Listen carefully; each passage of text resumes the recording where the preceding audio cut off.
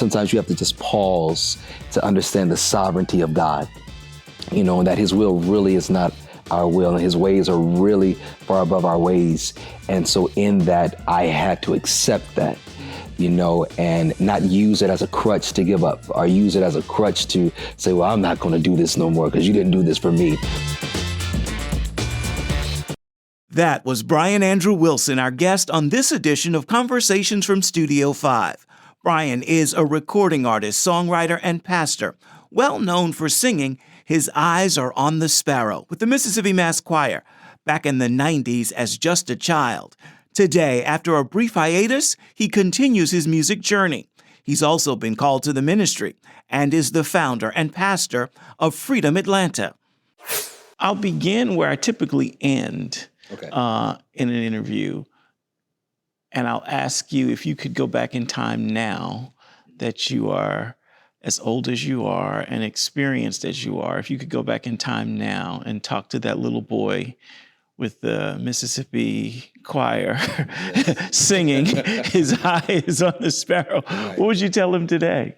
I would definitely tell him to appreciate the moment.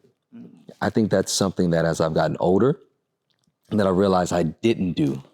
I didn't appreciate the moment. I didn't take everything in because I was always looking for the next moment to happen, the next moment to occur, or what else is next to do. So I would tell them to appreciate the moment, document the moment, record the moment, replay the journal the moment, you know, so that when time does pass, you can go back and relive it without regret of what you could have done, and to know that you have maximized that opportunity that you had. I love it.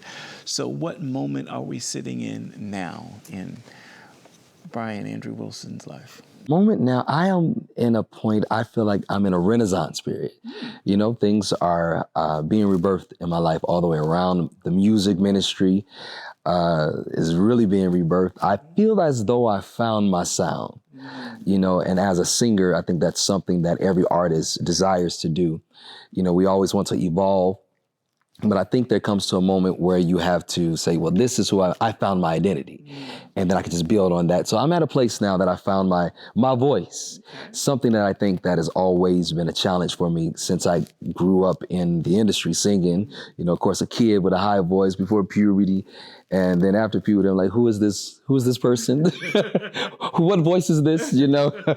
So being able to say that I own my sound that God has given me, without comparison to anybody else, is where I am. You know, that's where I am in Renaissance there as far as even the preaching ministry. You know, my message is bolder, it's more confident. You know, my relationship with Christ is at a level of maturity that I've never experienced before with him. And I'm just at that place of appreciating who God has made Bryan Andrew Wilson, you know, through all the flaws, through all the imperfections, through all the storms, or whatever the case may be. I'm owning my manhood. I'm owning the person that God has made me to be, and without apology, yes. So the song that we're hearing from you now, I Kept On. Yes. Tell me what gave birth to that. That song, honestly, my manager, Bill Carpenter, sent me a track, and I heard the track, and I was just trying to hear the melody, hear something to go with it. So I was sitting in my car one day, just sitting in the car outside of the house, and I was listening to it because I didn't want to do it, you know, that kind of thing. But let me go ahead and listen to this song again. And so, but as I was singing it, the melody just came, I kept on, and it was that or either you know, but whatever it was, I wanted a song to be directed saying how I made over something. And I think that's where I was at that time in life. You know, no, that's where I was, not I think, I know that's where I was at that time in life. My mother had just recently passed. And so my best friend had passed, my mentor had passed, all within a 3-year period. And so there were so many things that I was facing emotionally, mentally, spiritually, that seemingly unplugged me. But in spite of it, I kept going on. And so I sent my manager two versions, and he's like, something about that kept on. You know, I was like, well, let me go back and hear it again. So I listened, I was like, bro, you're right. This hey, is my testimony, and it speaks. I kept on, and that's really what happened. I kept on because many times I didn't want to. And I think sometimes even as believers, we psych ourselves out to feel as though you don't get weak, or having that moment of feeling, not being, but feeling defeated is not normal. And I tell people all the time, even Jesus Christ said, if you can, just, God, let this pass from me, and he was designed to come to die. So in living, how much more do we need the grace of God to help us to keep going? And so that's where that song was birthed from. I kept on, through adversities, through oppositions. I didn't stop. I wasn't perfect, but I didn't stop. And so it's getting me to my destiny. What's been the most difficult challenge to keep going on from? I would have to definitely say, as I aforementioned, my mother's passing. She was such a pillar in my life and in my family. And family to us is real big. I have 41 first cousins. 41 first. So, everything was centered around food, centered around the matriarch, and my mother was that. And so when she passed, I lost a best friend, as well as our family had to be redefined, because like, well, who cooking for Thanksgiving? I ain't, so we ordering pizza, that kind of vibe, so just trying to get back to that, a sense of normalcy, if you can say, if you will, but never going back to that, but just trying to relive and trying to, again, Renaissance, just find the new definition of what life is and how life is, without her being present. So that's one of the hardest things, I think, because she died of cancer. Well, she died with cancer. And so you pray, you're like, God, heal my mother. You did it for this person. You did it for this. You tell him all the things that he did as though he doesn't know, right. And so surely you're going to do it for me. I was singing since I was 2, I've been living for you, Jesus, so all those things, wagering with God. And then when it doesn't happen, it's kind of like your faith takes a blow. Your relationship, it's like, well, what did I do different? Or what made my mother's life seemingly less important than this person who was healed? So, you go through all those existential questions, and sometimes you have to just pause to understand the sovereignty of God. And that his will really is not our will, and his ways are really far above our ways. And so in that, I had to accept that, and not use it as a crutch to give up, or use it as a crutch to say, well, I'm not going to do this no more because you didn't do this for me. And one day, it came to me in Revelation. I was in prayer, and something really powerful I never heard before. He said, I did not offer salvation to you based on the health of your mother. I did it for your soul.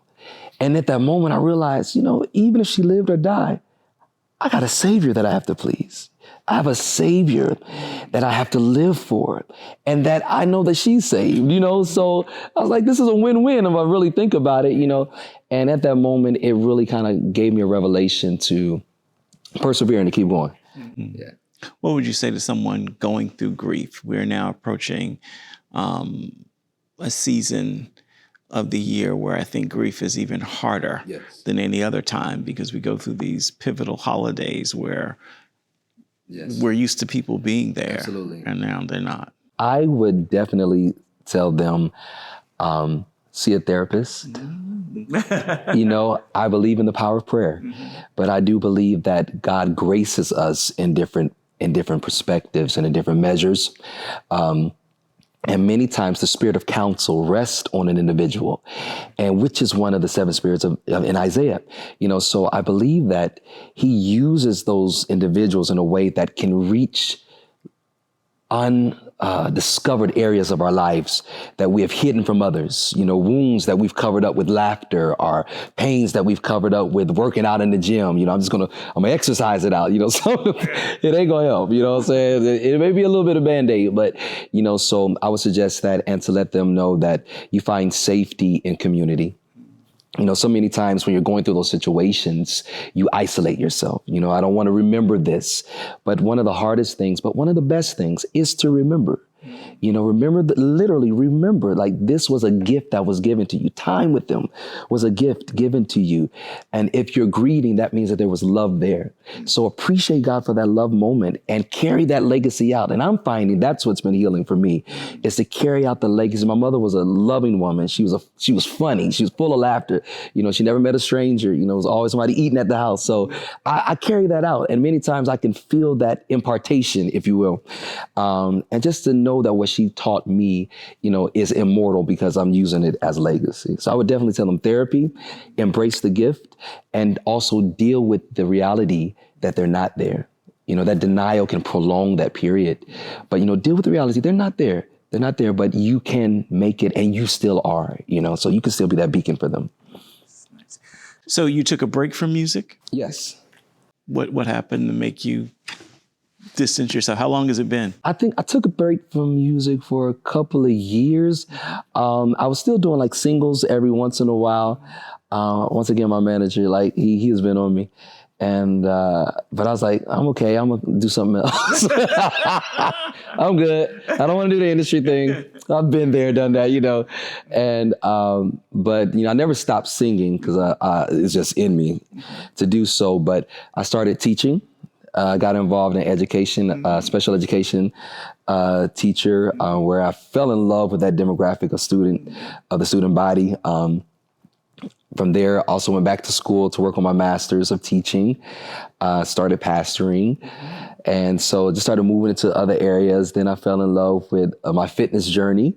Through all of what I went through, I think I kind of ate myself into a certain place. So, but blessed be God, I lost about 40 pounds. Wow. And so now you had 40 pounds to lose? Yes, I have 40. Listen, yes, sir. I have more than that. I just started benchmarking at 40. So, you know what? So started losing. And now on my fitness journey, I have a goal to do some competitions next year. So I'm actually starting to track this week. Okay. And took up capoeira, martial art form, Brazilian martial arts. So I just started doing life, started doing life. Wow, amazing. Tell me about the ministry. God called you to start a church? Yes. It's Freedom of Atlanta. And it started off with just a couple of people. I was nervous, because I was like, I don't know who's going to come, who wants to hear the gospel through me. I know people may want to hear me sing. I was like, but who wants to hear me really preach, And man, started it one Saturday. And we went through, towards the end of COVID, I think is when we really started. And all of a sudden people were coming and hearing about it. And some days I would look out and be like, why are these people here? Like who they come to hear preach? Me? You're at the wrong church, So seeing people come and join or either go to the airport and see different people of celebrity status say, oh, I watched your service. I was like, excuse me, mine, And so it's a different level of ministry that I wasn't expecting, that I actually fell in love with. It gives me a chance to talk to people and to hear their problems, but also a sense of family.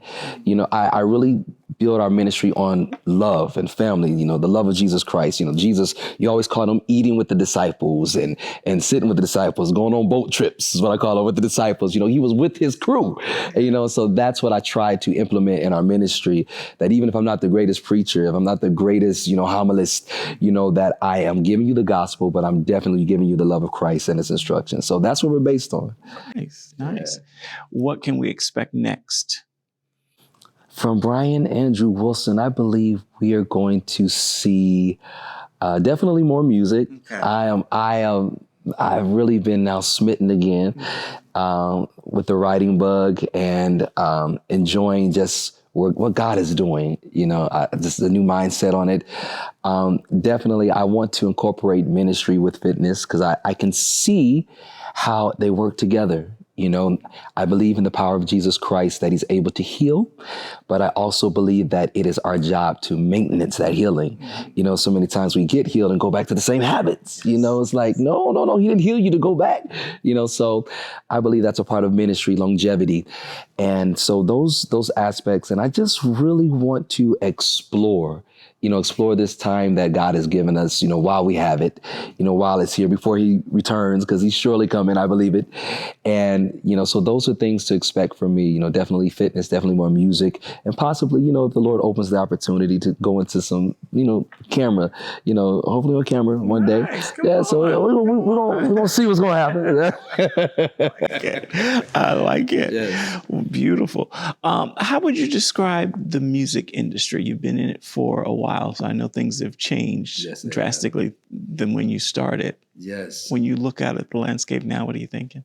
I am thinking, I just kind of had this conversation with someone.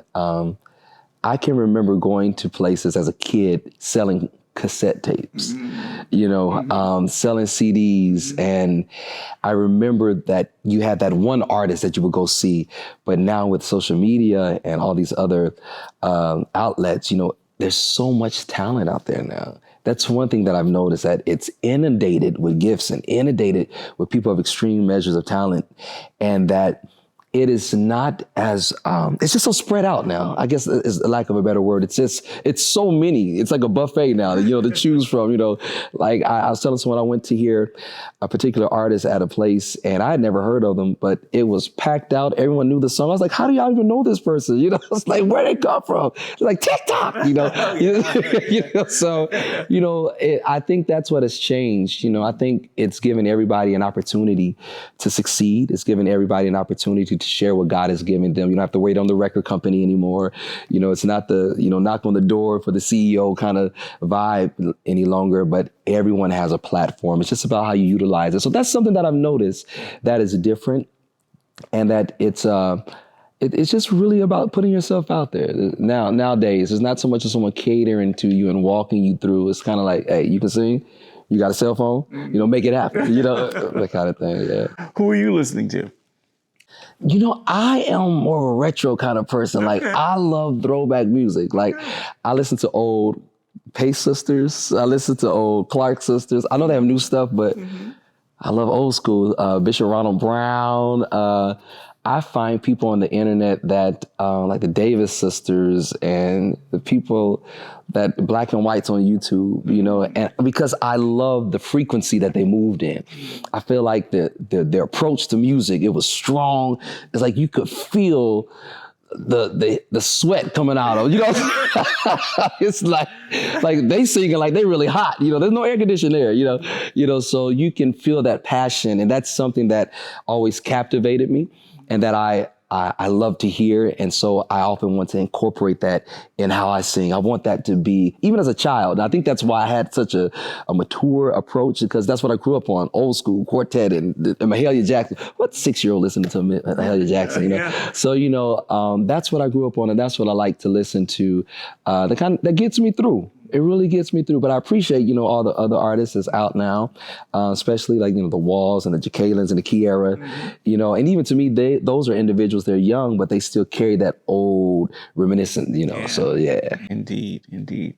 So teaching, do your kids know who you are? I try to hide my identity, but this technological age, I'll go in and say, I'm Mr. W, like on purpose, so they won't. And I came in the next day and it's like, so when can we come to your church? And so I was like, no, you ain't supposed to know. They pulled up since I was a kid. They knew my mother. They saw me on different networks. And I said, these guys. And but it's fun, it's fun to know that they see it and they applaud it, or they feel like, my teacher been on TV, you, that kind of thing. So it's always a kick, to joke with them, and clown with them, and to just let them see the things that God has done in my life. Yeah. Is this the life you dream for yourself? This is absolutely not the life I dreamed. No way. I did not dream. First of all, I hated school. Now going back to teaching though, but it was not. But I can definitely say that I don't believe that I would do anything differently. I'm to that place to understand that really Romans 8:28 is in effect in my life. That all things work together for the good, and that where I am where I'm supposed to be. Through every obstacle, every situation, I am where I'm supposed to be.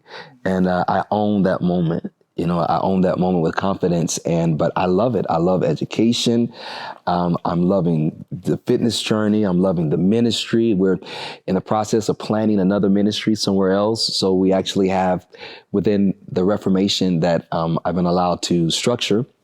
We have 4 ministries now. We have 2 in South Carolina, 1 in Florida, 1 in Atlanta, and we're about to have another plant. So I'm just excited about that. It's giving me a new lease on life, to explore different areas and being able to infuse the gospel of Jesus Christ in the culture there. So wherever the Lord plants me. So I'm excited. Excited for you. Yes, Excited sir. for you. For more on Bryan's music and ministry, visit his website, bryanwilson.com. We want to thank you for joining us for this edition of Conversations from Studio 5 and making this your weekly destination for uplifting interviews with a strong focus on faith. For more information on the show, be sure to check out our Facebook page, and you can find us on Instagram by searching Studio 5. I hope to see you right here again next week on the podcast.